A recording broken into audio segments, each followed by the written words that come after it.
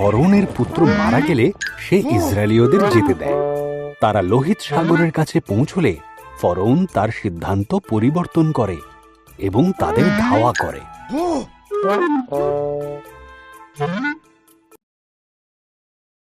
ইসরায়েলীয়রা যখন ফরৌনের অশ্বরথ দেখে তখন খুবই ভয় পেয়ে যায়, কিন্তু ঈশ্বর মোশিকে বললেন তার হাতের লাঠিকে লোহিত সাগরের দিকে ওঠাতে।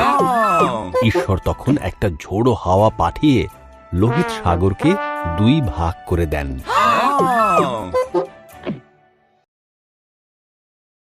লোহিত সাগরের মধ্যে দিয়ে শুকনো একটা পথ তৈরি হয় এবং ইসরায়েলীয়রা সেই পথ ধরে হাঁটতে থাকে। তাদের 2 ধারে সাগরের জল প্রাচীরের মতো দাঁড়িয়ে পড়ে। তারা নিরাপদে সাগরের অপর পাড়ে পৌঁছে যায়। ফরৌন এবং তার সৈন্যরা সাগরের মধ্য দিয়ে তাদের একই পথে ধাওয়া করে। ঈশ্বর তখন মোশিকে তার হাত ওঠাতে বললেন। তখন সাগরের জল পুনরায় নিজের স্থানে ফিরে আসে, আর ফরৌন এবং তার সৈন্যরা সাগরের তলায় তলিয়ে যায়।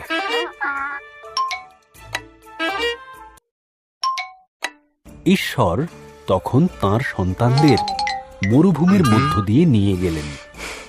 তিনি তাদের খাবার দিলেন এবং জল দিলেন। তারা সিনাই পর্বতের কাছে তাঁবু গড়ল, যেখানে ঈশ্বর মোশিকে বলেছিলেন পর্বতের উপরে তাঁর সাথে দেখা করতে।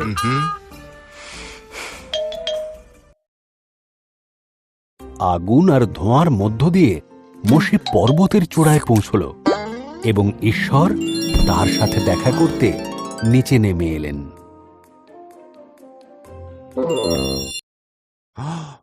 তখন ঈশ্বর মোশিকে 2টি পাথরের ওপর খোদাই করা 10টি আজ্ঞা দিলেন। কোনো পরদেবতা আরাধনা করবে না, কোনো মূর্তি তৈরি করবে না, আমার নাম সম্মানের সাথে স্মরণ করবে, বিশ্রামবারকে বিশেষ দিন হিসেবে মান্য করবে,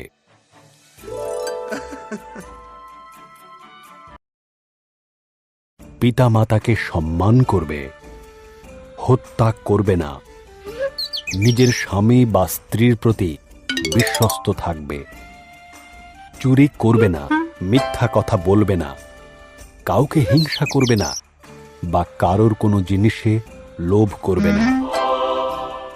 এখন তারা জানল কিভাবে ঈশ্বরের বাধ্য হতে হয়।